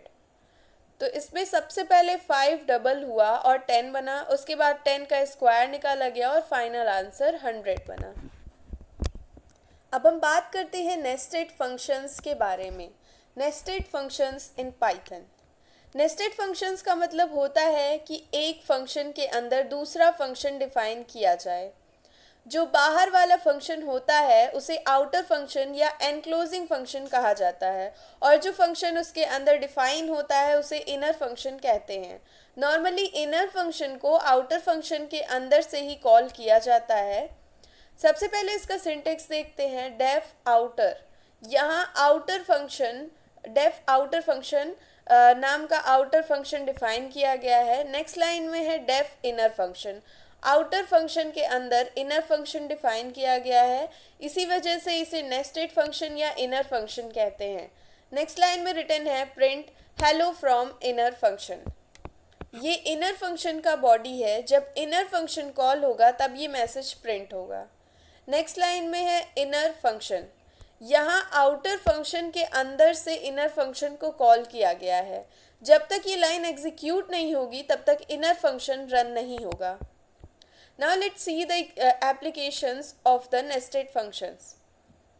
First one is closures. Closures बनाने के लिए nested functions का use किया जाता है। Next is decorators. Python में decorators बनाने के लिए भी nested functions का use होता है। नेक्स्ट है हेल्पर फंक्शंस। अगर कोई फंक्शन सिर्फ एक ही फंक्शन के अंदर यूज़ होना हो तो उसे हेल्पर फंक्शन के रूप में इनर फंक्शन बनाया जा सकता है। नेक्स्ट है hiding implementation details. Inner function को बाहर से डायरेक्टली एक्सेस नहीं किया जा सकता है, इसीलिए इम्प्लीमेंटेशन डिटेल्स को हाइड रखने के लिए नेस्टेड फंक्शंस यूज़ किए जाते हैं। अब इसके एग्जाम्पल को देखते हैं line by line. First line में है डेफ आउटर। यहाँ आउटर नाम का आउटर फंक्शन डिफाइन किया गया है। नेक्स्ट लाइन में प्रिंट आउटर फंक्शन। जब आउटर एग्जीक्यूट होगा सबसे पहले ये लाइन चलेगी और स्क्रीन पर आउटर फंक्शन प्रिंट होगा। नेक्स्ट लाइन है डेफ इनर। अब आउटर के अंदर इनर नाम का फंक्शन डिफाइन किया गया है, ये इनर फंक्शन है। नेक्स्ट लाइन में रिटन है प्रिंट इनर फंक्शन। ये इनर फंक्शन का बॉडी है, जब इनर कॉल होगा तब ये लाइन एग्जीक्यूट होगी। नेक्स्ट लाइन में है इनर। यहाँ आउटर फंक्शन के अंदर से इनर फंक्शन को कॉल किया गया है, इसीलिए अब इनर फंक्शन एग्जीक्यूट होगा। नेक्स्ट लाइन में है आउटर। अब प्रोग्राम में आउटर फंक्शन को कॉल किया गया है, सबसे पहले आउटर एग्जीक्यूट होगा और आउटर फंक्शन प्रिंट करेगा, उसके बाद इनर कॉल होगा और इनर फंक्शन प्रिंट करेगा और आउटपुट में मिलेगा outer function then inner function. सबसे पहले आउटर फंक्शन एग्जीक्यूट हुआ, उसके बाद उसके अंदर से इनर फंक्शन कॉल हुआ, इसीलिए आउटपुट में पहले आउटर फंक्शन और फिर इनर फंक्शन प्रिंट हुआ है। अब हम अपने नेक्स्ट टॉपिक पे चलते हैं जिसका नाम है रिटर्निंग एन इनर फंक्शन। अब तक हमने देखा कि आउटर फंक्शन के अंदर इनर फंक्शन को कॉल किया जा सकता है, लेकिन पाइथन में आउटर फंक्शन अपने इनर फंक्शन को रिटर्न भी कर सकता है। पाइथन में फंक्शंस फर्स्ट क्लास ऑब्जेक्ट होते हैं। इसका मतलब है कि फंक्शंस को वेरिएबल्स में असाइन किया जा सकता है, आर्ग्यूमेंट्स के रूप में पास किया जा सकता है और दूसरे फंक्शंस से रिटर्न भी किया जा सकता है। अब इसके एग्जाम्पल को हम देखते हैं। फर्स्ट लाइन में रिटन है डेफ आउटर। यहाँ आउटर नाम का आउटर फंक्शन डिफाइन किया गया है। नेक्स्ट लाइन में है डेफ इनर एक्स। आउटर के अंदर इनर नाम का इनर फंक्शन डिफाइन किया गया है, ये एक पैरामीटर एक्स रिसीव करता है। नेक्स्ट लाइन में है रिटर्न एक्स प्लस वन। ये लाइन एक्स में वन ऐड करके रिजल्ट रिटर्न करती है। अगर x इज इक्वल टू 10 हो तो ये 11 रिटर्न करेगा। नेक्स्ट लाइन में है रिटर्न इनर। ये बहुत इंपॉर्टेंट लाइन है, यहाँ इनर फंक्शन को कॉल नहीं किया गया है, सिर्फ इनर फंक्शन को रिटर्न किया गया है, इसीलिए आउटर एग्जीक्यूट होने पर हमें इनर फंक्शन मिल जाता है। नेक्स्ट लाइन है new function is equal to outer. यहाँ आउटर फंक्शन को कॉल किया गया है क्योंकि आउटर इनर फंक्शन रिटर्न करता है, इसीलिए न्यू फंक्शन के अंदर इनर फंक्शन स्टोर हो जाएगा। नेक्स्ट लाइन में है प्रिंट न्यू फंक्शन 10। अब new function actually inner function को रेफर कर रहा है, इसीलिए न्यू फंक्शन 10 का मतलब है इनर 10 एग्जीक्यूट होगा। यहाँ x इज इक्वल टू 10 होगा और रिटर्न x प्लस 1 एग्जीक्यूट होगा, इसीलिए रिजल्ट 11 मिलेगा और आउटपुट में भी 11 प्रिंट हो जाएगा। आउटपुट 11 आया क्योंकि 10 प्लस 1 इज इक्वल टू 11 है। अब हमारा नेक्स्ट टॉपिक है inner functions in function composition. कभी कभी हमें मल्टीपल फंक्शंस को इस तरह कंबाइन करना होता है कि हर फंक्शन प्रीवियस फंक्शन के रिजल्ट पर काम करे। पाइथन में फंक्शंस को आर्ग्यूमेंट्स के रूप में भी पास किया जा सकता है और एस्ट्रिक फंक का यूज़ करके एक या एक से ज़्यादा फंक्शंस को रिसीव करने के लिए किया जाता है। अब इसके एग्जाम्पल को देखते हैं। फर्स्ट लाइन में रिटन है def compose chain asterisk function. यहाँ कंपोज चेन नेम का फंक्शन डिफाइन किया गया है। एस्ट्रिक फंक्शन का मतलब है ये फंक्शन एक या एक से ज़्यादा फंक्शंस रिसीव कर सकता है। जो भी फंक्शंस पास किए जाएंगे वो फंक्शंस के अंदर स्टोर हो जाएंगे। नेक्स्ट लाइन है डेफ अप्लाई ऑल एक्स। अब कंपोज चेन के अंदर अप्लाई ऑल नेम का एक इनर फंक्शन डिफाइन किया गया है। ये एक्स नाम का इनपुट रिसीव करेगा।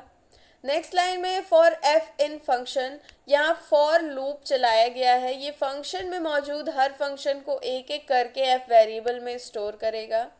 नेक्स्ट लाइन में है x is equal to f of x। ये सबसे इम्पॉर्टेंट लाइन है। या करेंट फंक्शन f x पर एग्जीक्यूट होता है। जो रिजल्ट मिलता है वही दोबारा x में स्टोर हो जाता है। उसके बाद नेक्स्ट फंक्शन इसी अपडेटेड वैल्यू पर एग्जीक्यूट होता है।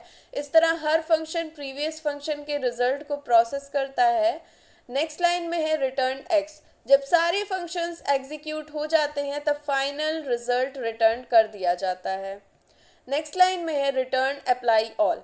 ये लाइन अप्लाई ऑल फंक्शन को रिटर्न करती है।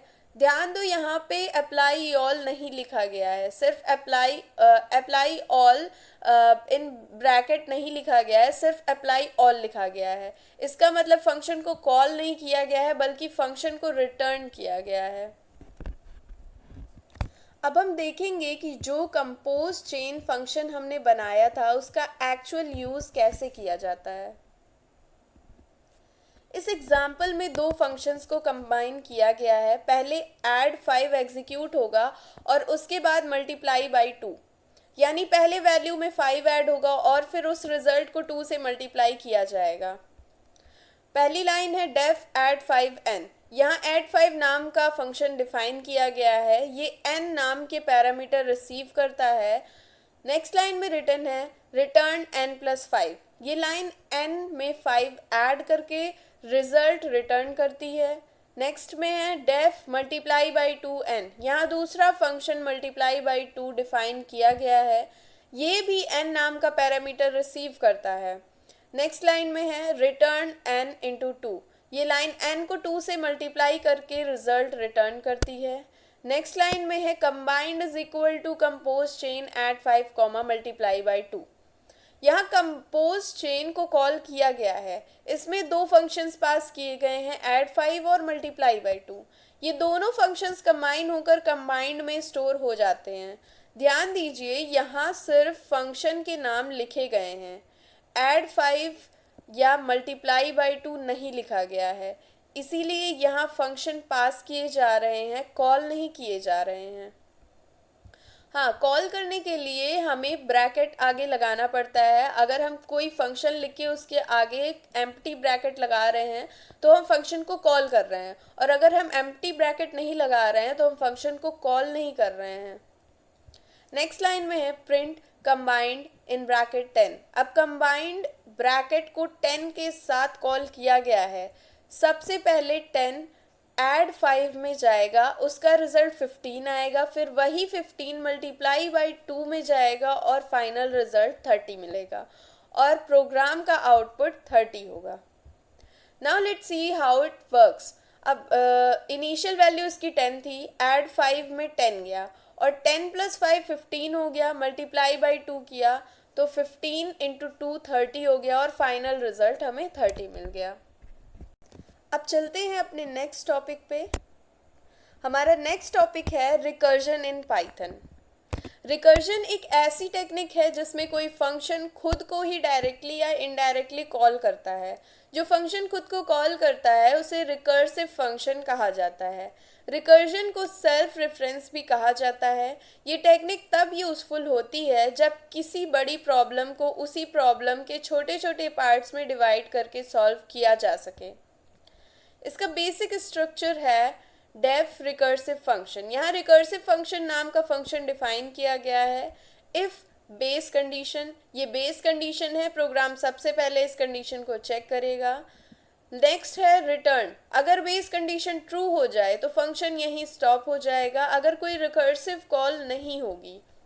नेक्स्ट है रिकर्सिव फंक्शन, ये रिकर्सिव कॉल है, यहाँ फंक्शन दोबारा खुद को कॉल कर रहा है। ये प्रोसेस तब तक चलता रहेगा जब तक बेस कंडीशन ट्रू नहीं हो जाती है।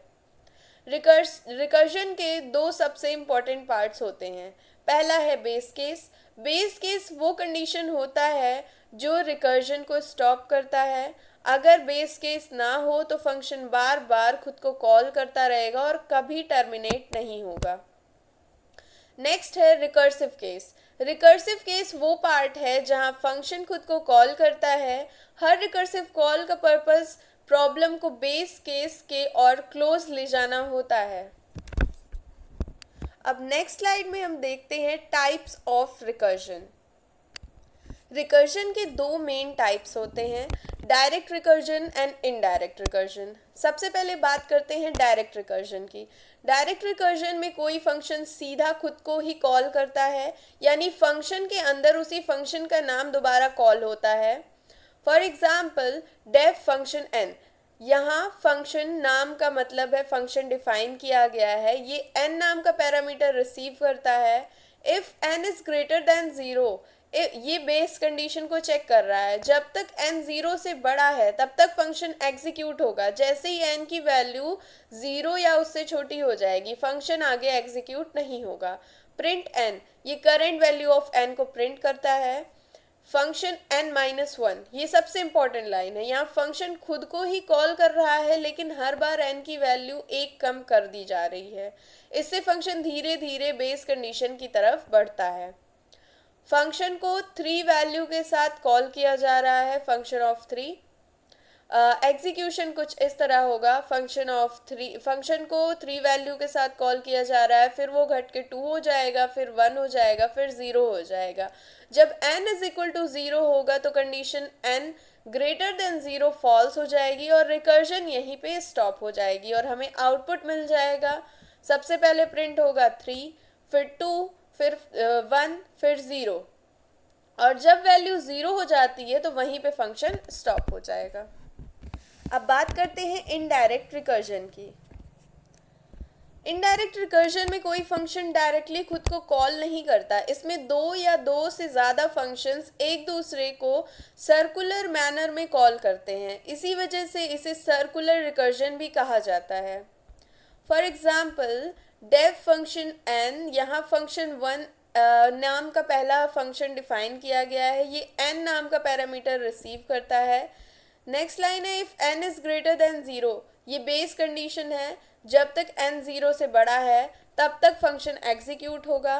प्रिंट n, ये n की करेंट वैल्यू प्रिंट करेगा। फंक्शन 2 n-1, यहाँ फंक्शन 1 खुद को कॉल नहीं कर रहा है, ये फंक्शन 2 को कॉल कर रहा है और वैल्यू 1 कम करके पास कर रहा है। नेक्स्ट लाइन में है डेफ फंक्शन 2n, अब दूसरा फंक्शन 2 डिफाइन किया गया है, ये भी n नाम का पैरामीटर रिसीव करता है। If n is greater than 0, ये भी बेस कंडीशन चेक कर रहा है और प्रिंट n, ये करंट वैल्यू प्रिंट कर रहा है। फंक्शन 1 n-1, अब फंक्शन 2 दोबारा फंक्शन 1 को कॉल करता है, यहाँ भी वैल्यू एक कम करके पास की जा रही है। इस तरह दोनों फंक्शन एक दूसरे को बार बार कॉल करते रहते हैं। फंक्शन 1 में वैल्यू 4 पास की जा रही है और प्रोग्राम की एग्जीक्यूशन यहीं से स्टार्ट होती है। सबसे पहले फंक्शन 1 4 एग्जीक्यूट होगा, उसके बाद फंक्शन 2 3, फिर फंक्शन 2 में 3 वैल्यू पास की जाएगी, फिर फंक्शन 1 में 2 वैल्यू पास की जाएगी, उसके बाद फंक्शन 2 में वैल्यू 1 पास की जाएगी और फिर फंक्शन 1 में वैल्यू 0 पास हो जाएगी। जब n इज इक्वल टू 0 हो जाएगा तब कंडीशन फॉल्स हो जाएगी और रिकर्जन स्टॉप हो जाएगा। एग्जीक्यूशन का सीक्वेंस इस तरह होगा, फंक्शन 1 में वैल्यू 4, फंक्शन 2 में वैल्यू 3, फंक्शन 1 में वैल्यू 2, देन फंक्शन 2 में वैल्यू 1, फंक्शन 1 में वैल्यू 0, फिर यहाँ पे वो स्टॉप हो जाएगा और आउटपुट मिल जाएगा 4 3 2 1। हर कॉल में वैल्यू प्रिंट होती है और एक कम होती चली जाती है। जब वैल्यू ज़ीरो हो जाती है, बेस कंडीशन फॉल्स हो जाता है और प्रोग्राम टर्मिनेट हो जाता है। So now let's discuss some important points about recursion. First point is every recursive function needs a termination or base condition. Her recursive function में टर्मिनेशन कंडीशन या base condition होना बहुत ज़रूरी है। ये वही कंडीशन होती है जो फंक्शन को स्टॉप करती है। अगर बेस कंडीशन नहीं होगी तो फंक्शन बार बार खुद को कॉल करता रहेगा और कभी टर्मिनेट नहीं होगा। Next point is each recursive call gets its own memory for local variables. जब भी recursive function खुद को कॉल करता है, हर कॉल के लिए अलग मेमोरी क्रिएट होती है। इसका मतलब है फंक्शन कॉल के लोकल वेरिएबल्स इंडिपेंडेंट होते हैं। एक कॉल के लोकल वेरिएबल्स दूसरी कॉल को अफेक्ट नहीं करते हैं। Next point is recursive calls are stored in the call stack. हर रिकर्सिव कॉल स्टैक में स्टोर होता है। जब तक बेस कंडीशन अचीव नहीं होती तब तक नए फंक्शन कॉल्स कॉल स्टैक में ऐड होते रहते हैं। Next point is the call stack follows LIFO, last in first order. Call stack LIFO यानी last in first order rule को फॉलो करता है। इसका मतलब जो फंक्शन सबसे लास्ट में कॉल स्टैक में गया होगा वही सबसे पहले कंप्लीट होगा, उसके बाद उसके पहले वाला फंक्शन कंप्लीट होगा। इसी ऑर्डर में सारे फंक्शंस रिटर्न होते हैं। Next point is excessive recursion can raise a recursion error. अगर बहुत ज़्यादा रिकर्सिव कॉल्स हो जाएं और पाइथन की रिकर्जन लिमिट क्रॉस हो जाए तो पाइथन रिकर्जन एरर जनरेट करता है। इसीलिए हमेशा ऐसी रिकर्सिव लॉजिक लिखनी चाहिए जो बेस कंडीशन तक पहुंच सके। Next point is a recursive solution should continuously move toward the base case. Her recursive call का पर्पस प्रॉब्लम को बेस केस के ओर ले जाना होता है। अगर हर कॉल में प्रॉब्लम छोटी नहीं हो रही तो फंक्शन कभी स्टॉप नहीं होगा। Let's talk about the advantages of recursion. First advantage is makes some problems shorter and easier to understand. Recursion की मदद से कुछ प्रॉब्लम्स का सोल्यूशन छोटा और समझने में आसान हो जाता है। Next is useful for divide and conquer algorithms. Recursion divide and conquer algorithms में बहुत यूजफुल होती है, यानी बड़ी प्रॉब्लम को छोटे छोटे पार्ट्स में डिवाइड करके सॉल्व किया जाता है। Next is reduces complex logic into smaller सब प्रॉब्लम्स। रिकर्जन कॉम्प्लेक्स प्रॉब्लम को छोटे और मैनेजेबल सब प्रॉब्लम्स में डिवाइड कर देती है। इससे प्रॉब्लम को सॉल्व करना आसान हो जाता है। Now recursion is useful in factorial calculation, Fibonacci sequence, tree and graph traversal, tower of Hanoi, quick sort. अब हमारा नेक्स्ट टॉपिक है mathematical functions in Python. Python mathematical operations perform करने के लिए मैथ मॉड्यूल प्रोवाइड करता है। Math module के functions use करने से पहले हमें इसे इंपोर्ट करना पड़ता है, लाइक इंपोर्ट मैथ। ये स्टेटमेंट मैथ मॉड्यूल को प्रोग्राम में यूज़ करने के लिए इंपोर्ट करती है। Now let's talk about common mathematical functions. अब एक एक फंक्शन को डिटेल में समझते हैं। First one is math dot seal x. Math module का नाम है, सील फंक्शन का नाम है, एक्स इनपुट वैल्यू है। ये फंक्शन एक्स से ग्रेटर या इक्वल सबसे छोटा इंटीजर रिटर्न करता है। अगर वैल्यू डेसिमल में हो तो ये उससे नेक्स्ट इंटीजर की तरफ राउंड कर देता है। Next is math dot floor x. ये फंक्शन x से लेस या इक्वल सबसे बड़ा इंटीजर रिटर्न करता है, यानी डेसिमल पार्ट को नीचे वाले इंटीजर की तरफ ले जाता है। Next is math dot GCD a, b। a और b दो नंबर्स हैं। ये फंक्शन दोनों नंबर्स का ग्रेटेस्ट कॉमन डिवीजर रिटर्न करता है, यानी दोनों नंबर्स को एग्जैक्टली डिवाइड करने वाली सबसे बड़ी common value. Next is math dot factorial n। ये फंक्शन n फैक्टोरियल कैलकुलेट करता है, यानी 1 से लेकर n तक के सभी नंबर्स का multiplication. Next is math dot truncate x. Math dot truncate x ये फंक्शन नंबर का फ्रैक्शनल डेसिमल पार्ट रिमूव कर देता है, सिर्फ इंटीजर पार्ट रिटर्न होता है। Next is math dot square x. ये फंक्शन x का स्क्वायर रूट कैलकुलेट करता है। Next is math dot power x comma y. इसमें x जो होता है वो बेस वैल्यू होता है, y जो होता है वो पावर होता है। ये function x raise to the power y calculate करता है। Next is math dot exponential x। ये function e to the power x calculate करता है, यानी यूलर्स नंबर e की power x। Next is math dot log x। ये function x का logarithm calculate करता है। अब चलते हैं हम अपने नेक्स्ट टॉपिक पे, जो कि है random module in Python. Python का random module pseudo random values generate करने के लिए यूज़ होता है। इसका use commonly games, simulations, testing, sampling में किया जाता है। रैंडम मॉड्यूल यूज़ करने से पहले इसे इंपोर्ट करना पड़ता है। इम्पोर्ट रैंडम, ये स्टेटमेंट रैंडम मॉड्यूल को प्रोग्राम में यूज़ करने के लिए इम्पोर्ट करती है। Now let's talk about important functions of random module. First is random dot choice. ये फंक्शन किसी नॉन एम्प्टी सीक्वेंस से एक रैंडम एलिमेंट रिटर्न करता है। For example, import random fruits is equal to apple, mango, orange, print random dot choice fruits.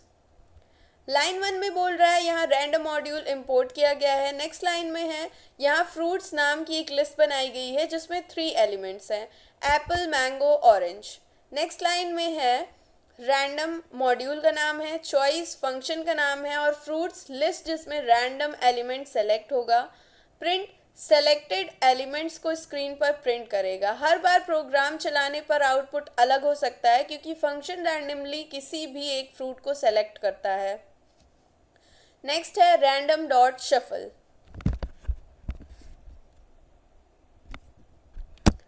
ये function mutable sequence जैसे list के elements को रैंडमली रीअरेंज करता है। For example, numbers is equal to 1, 2, 3, 4, 5। Random dot shuffle numbers, print numbers. यहाँ एक list बनाई गई है जिसमें नंबर्स स्टोर हैं। शफल लिस्ट के एलिमेंट्स का ऑर्डर रैंडमली चेंज कर देता है। ये ओरिजिनल लिस्ट को ही मॉडिफाई करता है। ये शफल्ड लिस्ट को प्रिंट करता है। आउटपुट हर बार डिफरेंट हो सकता है। इम्पॉर्टेंट पॉइंट ये है कि शफल ओरिजिनल लिस्ट को मॉडिफाई करता है। Next is random dot rand in a comma b. ये फंक्शन ए से बी के बीच में एक रैंडम इंटीजर रिटर्न करता है। इसमें दोनों एंड पॉइंट्स ए और बी इंक्लूड होते हैं। For example, print random dot Rand int 1, 5। Random module का नाम है, रैंड इंट फंक्शन का नाम है, 1 स्टार्टिंग वैल्यू और 5 एंडिंग वैल्यू है और प्रिंट जनरेटेड नंबर को प्रिंट कर देगा। पॉसिबल वैल्यूज़ इसमें से कोई भी हो सकती है, जैसे 1, 2, 3, 4, 5। हर प्रोग्राम चलाने पर अलग नंबर जनरेट हो सकता है। अब नेक्स्ट है random dot seed. Random dot seed function pseudo random number generator को इनिशियलाइज करता है। अगर हम सेम सीड वैल्यू यूज़ करते हैं तो हर बार same sequence of pseudo random values generate होती हैं। For example, random dot seed 10, print random dot Rand int 1, 100। Random module का नाम है, सीड फंक्शन का नाम है, 10 सीड वैल्यू है। यहाँ रैंडम नंबर जनरेटर को 10 वैल्यू से इनिशियलाइज किया गया है। रैंडम डॉट रैंड इंट 1, 100 1 से 100 के बीच एक रैंडम इंटीजर जनरेट करता है। प्रिंट उस जनरेटेड नंबर को स्क्रीन पर प्रिंट करता है। क्योंकि सीड वैल्यू फिक्स है, इसीलिए अगर प्रोग्राम को दोबारा सेम सीड के साथ रन करेंगे तो वही सीक्वेंस दोबारा मिलेगा। नेक्स्ट है रैंडम डॉट रैंडम। ये फंक्शन 0.0 से लेकर 1.0 के बीच एक random floating point number return करता है। रेंज होती है 0.0 to 1.0। इसका मतलब नंबर 0.0 से बड़ा या उसके बराबर होगा और 1.0 से छोटा होगा। For example, print random dot random. Random module का नाम है and random in bracket function का नाम है। Print generated floating point number को स्क्रीन पर प्रिंट करता है। हर बार प्रोग्राम रन करने पर अलग डेसिमल वैल्यू आ सकती है। अब नेक्स्ट है रैंडम डॉट रैंड रेंज। अब हम random dot rand range function को डिटेल में समझेंगे। ये फंक्शन किसी गिवन रेंज में से रैंडमली एक वैल्यू रिटर्न करता है। इसका यूज़ तब किया जाता है जब हमें किसी स्पेसिफिक रेंज के अंदर से रैंडम नंबर चाहिए। इसका सिंटेक्स है random dot rand range start stop step. Random ये मॉड्यूल का नाम है, रैंड रेंज ये फंक्शन का नाम है जो रेंज में से रैंडम वैल्यू सेलेक्ट करता है। स्टार्ट ये बताता है कि रेंज किस वैल्यू से स्टार्ट होगी। स्टॉप ये बताता है कि रेंज की किस वैल्यू तक जाएगी और स्टॉप वैल्यू इंक्लूड नहीं होती है। स्टेप ये बताता है कि कितने गैप से नंबर्स सेलेक्ट होंगे।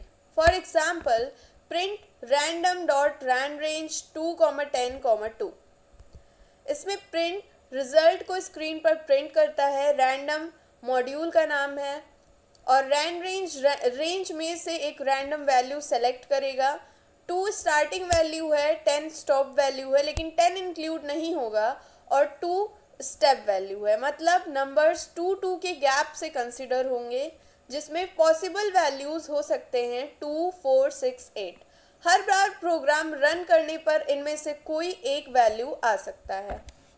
अब हम चलते हैं अपने नेक्स्ट टॉपिक पे और नेक्स्ट टॉपिक है trigonometric functions in Python. Python trigonometric calculations perform करने के लिए मैथ मॉड्यूल प्रोवाइड करता है। इस मॉड्यूल को यूज़ करने के लिए सबसे पहले इसे इंपोर्ट करना पड़ता है। इंपोर्ट मैथ ये स्टेटमेंट मैथ मॉड्यूल को प्रोग्राम में यूज़ करने के लिए इंपोर्ट करती है। इम्पॉर्टेंट नोट ये है कि sine cos tan functions angles को रेडियंस में एक्सपेक्ट करते हैं, डिग्रीज में नहीं।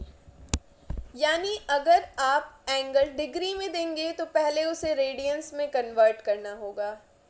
Now let's see some common trigonometric functions. First is math dot sine x. Math module का नाम है। साइन कैलकुलेट करने वाला फंक्शन है। एक्स एंगल रेडियंस में है। ये फंक्शन x का साइन वैल्यू रिटर्न करता है। नेक्स्ट है मैथ डॉट कॉस एक्स।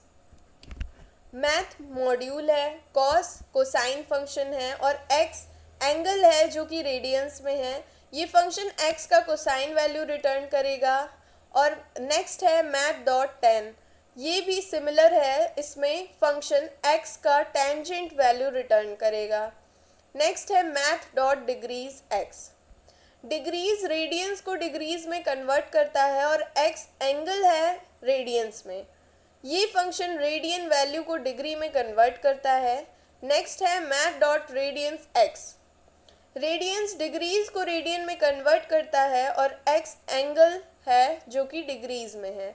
ये फंक्शन डिग्री वैल्यू को रेडियंस में कन्वर्ट करता है। अब हमारा नेक्स्ट टॉपिक है mathematical constants in Python. Python का मैथ मॉड्यूल कई यूज़फुल मैथमेटिकल कॉन्स्टेंट्स प्रोवाइड करता है। इन कॉन्स्टेंट्स का यूज़ मैथमेटिकल कैलकुलेशंस को इजी और एक्यूरेट बनाने के लिए किया जाता है। First one is math dot pi. Pi को रिप्रेजेंट किया जाता है पाई के सिंबल से।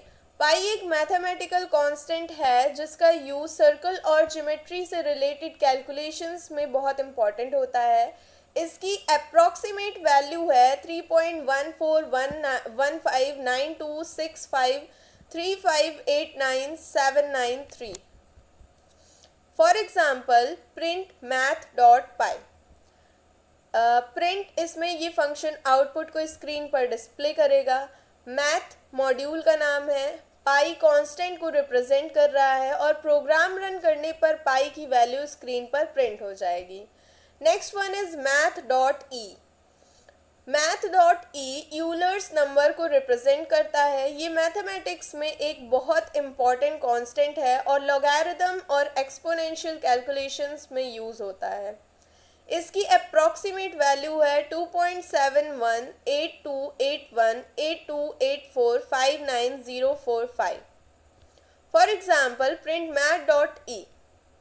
प्रिंट आउटपुट को स्क्रीन पर डिस्प्ले करेगा। मैथ मॉड्यूल का नाम है ई, यूलर्स नंबर को रिप्रेजेंट कर रहा है और प्रोग्राम रन करने पर यूलर्स नंबर की वैल्यू प्रिंट हो जाएगी। नेक्स्ट है math.inf। math.inf पॉजिटिव इन्फिनिटी को रिप्रेजेंट करता है, यानी ये पॉजिटिव इन्फिनाइट वैल्यू को शो करता है। फॉर एग्जाम्पल प्रिंट math.inf, इसका मतलब है कि प्रिंट आउटपुट को स्क्रीन पर डिस्प्ले करेगा। मैथ मॉड्यूल का नाम है और इन्फ पॉजिटिव इन्फिनिटी को रिप्रेजेंट करता है। आउटपुट में इन्फ आएगा, आउटपुट में इन्फ प्रिंट होता है जो पॉजिटिव इन्फिनिटी को रिप्रेजेंट करता है। Next is math.nan।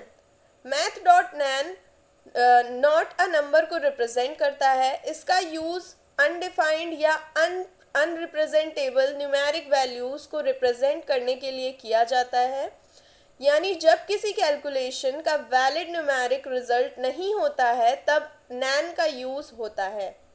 For example print math.nan, print output को स्क्रीन पर डिस्प्ले करेगा। मैथ मॉड्यूल का नाम है और nan नॉट अ नंबर को रिप्रेजेंट करेगा और आउटपुट में nan प्रिंट हो जाएगा।